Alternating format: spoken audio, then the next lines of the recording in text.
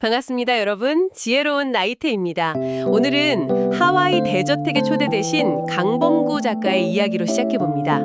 한때 억대 연봉의 자기계발 강사였지만 빚더미에 앉아서 대리운전과 배달까지 해야 했던 분이죠. 근데 지금은 연매출 10억 기업의 대표가 되셨습니다. 이분의 책 부의 역설에서 던지는 핵심 질문, 이게 참 흥미로워요. 왜 그렇게 아등바등 노력해도 부자가 되기 어려울까? 근데 그 해답이 의외로 뇌에 있다고 하는데요. 생각은 내가 하지만 행동은 뇌가 한다. 이 부제가 정말 와닿더라고요. 여러분의 경험과 한번 비추어 보면서 이 주장이 과연 타당한지 오늘 함께 깊이 파고 들어가 보시죠. 생각은 내가 하고 행동은 뇌가 한다. 이게 직관적으로는 확 와닿지 않을 수도 있을 것 같아요. 우리가 뭔가 의식적으로 이걸 해야겠다 결정하기 전에 뇌가 먼저 움직인다. 이런 과학적 근거가 있다고요? 네, 상당히 흥미로운 연구 결과들이 있습니다. 우리가 어떤 행동을 하겠다고 스스로 의식하기 최대 10초 전에요. 이미 뇌의 특정 영역이 먼저 활성화된다는 그런 보고가 있죠.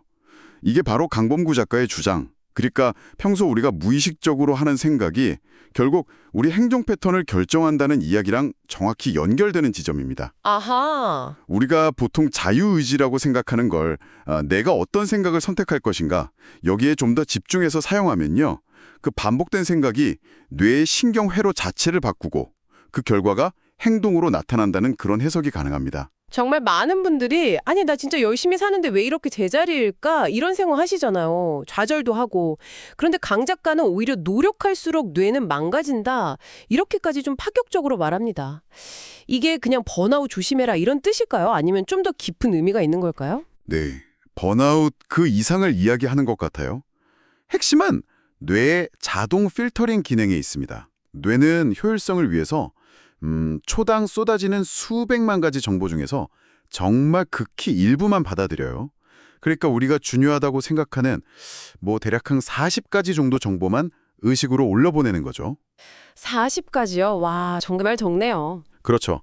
만약에 난 부족해, 더 노력해야 해 이런 생각을 계속 되풀이하면요. 뇌는 그 생각에 딱 맞는 증거, 다시 말해 노력해야만 하는 이유들, 예를 들면 어려움이라든지 결핍 같은 것들만 계속 필터링해서 보여주는 겁니다. 그러니까 성공의 기회 같은 건 아예 필터링돼서 보이지도 않게 되는 거군요. 맞습니다. 말 그대로요. 강 작가 본인도 예전에 새벽 기상하고 독서하고 막 등산하고 정말 극한의 노력을 다했지만 결국 병을 얻고 무너졌던 경험이 있거든요. 그걸 통해서 노력의 양, 이게 문제가 아니라 뇌의 초점 자체가 문제였다는 걸 깨달았다는 거죠. 그렇군요. 노력의 방향, 그러니까 내가 평소에 뭘 주로 생각하느냐, 이게 중요하다는 말씀이시네요. 강 작가님 본인도 그 배달 일을 하시면서 극심한 생활고를 겪다가 인생의 전환점을 맞았다고 하셨죠. 어떻게 그 가난한 뇌의 필터를 바꿀 수 있었을까요? 그 계기가 궁금한데요. 결정적인 계기는 뇌의 신경 가소성이라는 개념을 알게 된 것이었습니다. 이게 뭐냐면 성인이 되어서도 뇌가 계속 변할 수 있다는 사실이잖아요. 네네. 그때 의지만으로는 이게 한계가 있구나. 뇌 자체를 바꿔야 지속할 수 있겠구나. 이걸 깨달았다고 합니다. 그래서 이전까지는 배달 동선 짜고 콜 어떻게 잡을까 이런 것만 생각하던 소위 배달부의 뇌에서요. 과감하게 벗어나서 나는 이미 1,000억 원을 벌었다는 생각을 의도적으로 하기 시작한 거죠. 와, 1,000억 원 이미 벌었다고요? 네, 이건 단순히 그냥 긍정적으로 생각하자 이걸 넘어서요. 이미 부자인 사람의 뇌 상태를 만들려고 시도한 겁니다. 근데 놀랍게도 그렇게 생각을 바꾸고 나니까 어떻게 하면 돈을 벌 수 있을까에 대한 정보들이 막 눈에 들어오기 시작했다고 해요. 신기하네요. 네, 뇌의 필터가 정말 바뀐 거죠. 이미 부자인 뇌를 만든다. 이거 정말 흥미로운데요. 책에서 피카소랑 반 고흐를 비교한 것도 좀 비슷한 맥락이겠군요. 재능만으로는 설명이 안 되는 뭔가가 있다는 거겠죠? 맞습니다. 피카소는 생전에 엄청난 부와 명성을 누렸죠. 그리고 스스로를 항상 천재라고 믿었고요.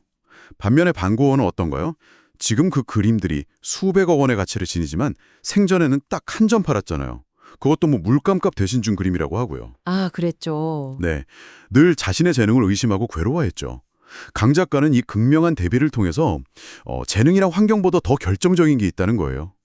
바로 나는 가능하다, 나는 충분히 가치 있다 이렇게 믿는 생각. 다시 말해 제한신념을 깨는 것이라고 강조합니다. 너무 많은 사람들이 나는 아직 부족해. 돈 버는 건 원래 어려워. 이런 생각에 스스로를 가두고 있다는 거죠.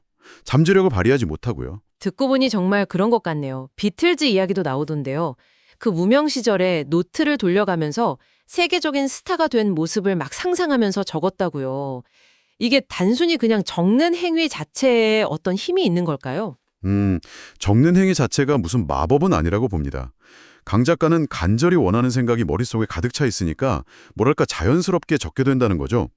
그리고 그 과정에서 그 생각이 더 깊이 뇌에 각인되면서 현실 변화를 촉진한다고 보는 겁니다.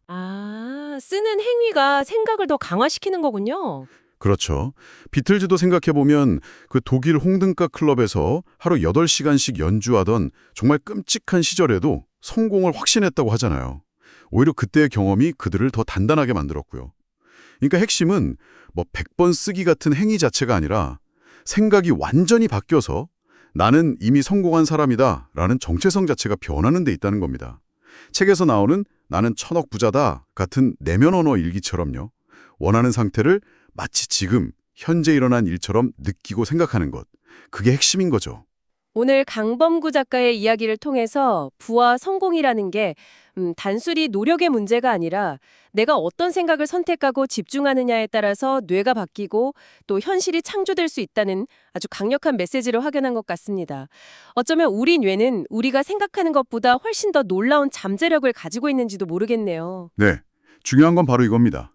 우리의 뇌는요, 지금 처한 현실이 어떤지보다 우리가 스스로에게 어떤 이야기를 들려주는지에 훨씬 더 민감하게 반응한다는 거예요. 그러니까 지금 바로 여러분이 원하는 미래의 모습을 한번 선택해보세요. 그리고 이미 그 모습이 된 것처럼 생각해보는 건 어떨까요?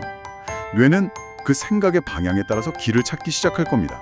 함께해 주셔서 감사합니다. 지혜로운 나이테 구독, 좋아요, 알림 설정은 채널 성장에 많은 도움이 됩니다. 감사합니다. 또 다른 좋은 내용으로 또 뵙겠습니다.